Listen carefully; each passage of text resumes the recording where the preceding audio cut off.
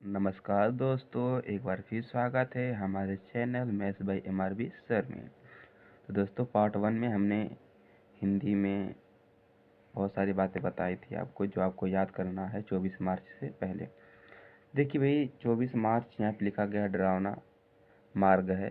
तो 24 मार्च डरावना मार्ग को हम क्या कर देंगे, एकदम आसान मार्ग कर देंगे। क्या कर देंगे? आसान मार्ग। एक मिनट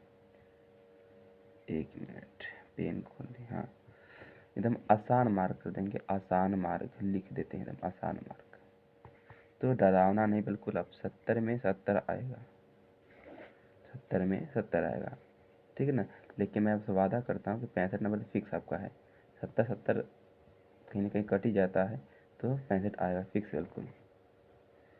अब देखिए दोस्तों, आपको क्या है भाई, रट लो भैया, तो इसे रट ही लो आप, इसमें कोई शक नहीं है। क्या है पहला क्वेश्चन कि किसी एक एकांकी लेखक का नाम लिखिए। तो वैकल्पिक क्वेश्चन है, जो कि आप एक एक नंबर दिलाएगा। आप लोग शुरुआत में ये सब पूछता है, और आप लोग क्या करते हो भाई कि यही सब छोड़ कर आते हो एक एक नंबर का। तो छोड़ना कुछ नहीं है, इस बार पूरा होगा। इसका 3 पार्ट आएगा, हमने बता दिया ना, पार्ट 2 है यह।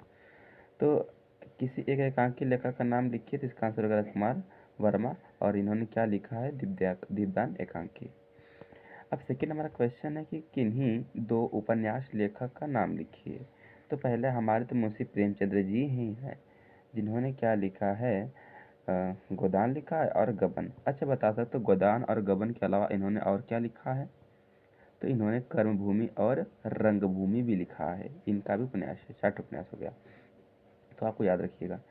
और दूसरे कौन हो गया? हजारी प्रसाद द्विवेदी। इन्होंने बाण भट्ट की आत्मकथा लिखी है।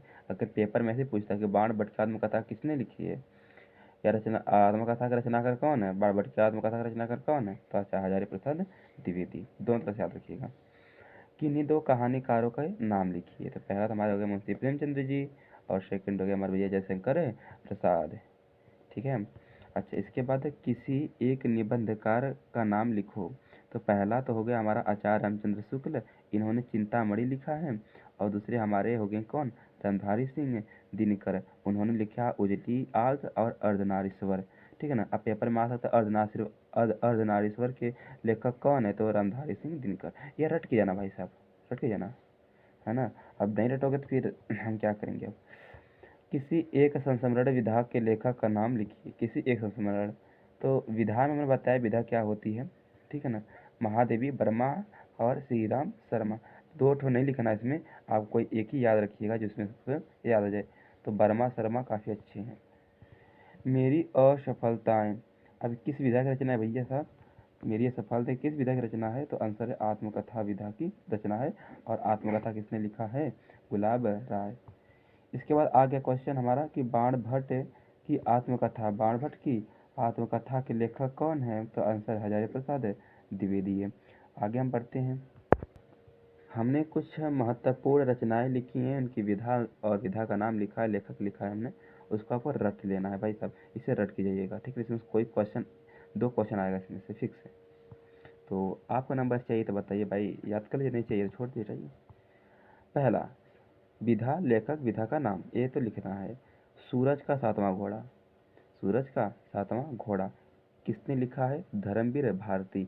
और यह है का उपन्यास है। आवारा मसीहा किसने लिखा है? विष्णु प्रभाकर। यह है क्या? जीवनी। जो दूसरे के बारे में लिखी जाती है, दूसरे के बारे में लिखी जाती है वह जीवनी होती है, और स्वयं के बारे में जो लिखी जाती है वह आत्मकथा होती है, ठीक है। लहरों के राजहंस, इसके जो लेखक है मोहन राकेश, वो सुंदर से लिखा है, इसे रट लीजिएगा, अच्छे चार्ट बनाया हमने। और यह है क्या? नाटक, ठीक है। कलम का सिपाही, अच्छा इस पर स्टार पहले मार दो तो स्टार, कलम का सिपाही पर। और इसको किसने लिखा है? अमृत राय। है क्या? यह जीवनी है। क्या भूलूं क्या याद करूं, ये भी स्टार मार लो आप। इसका जो लेखक हैं हरिवंश राय बच्चन जी हैं, और यह है क्या? तो आत्मकथा है। नीर का निर्माण भी उन्होंने लिखा है। हम जब हम 8वें में थे तो 8वां भी ये चैप्टर था, तो इसको भी याद कर लीजिएगा कि हरिवंश राय बच्चन, और यह है क्या? आत्मकथा। मैला आंचल, मैला आंचल किसने लिखा है? फजीश्वर नाथ रेणु। बड़ा खतरनाक है फजीश्वर नाथ रेणु, ठीक है ना। यह है क्या? उपन्यास। और इनकी रचनाएं आप किताब से जरूर याद करें, ठीक है ना। और हम लिखवाएंगे नहीं। अगर नहीं लिख पाओगे भाई साहब ना तो कमेंटवा कर देना, हम अवश्य इसका रिप्लाई कर देंगे और पूरा बता ही देंगे। अब इतना सा बता ही दिए तो इतना बताने में क्या रह जाएगा हमें, ठीक है। लेकिन दोस्तों जितना कह रहा हूँ ना उतना रिकॉल करके जाइएगा, बातों का मजाक मत लीजिएगा हमारे, ठीक है ना।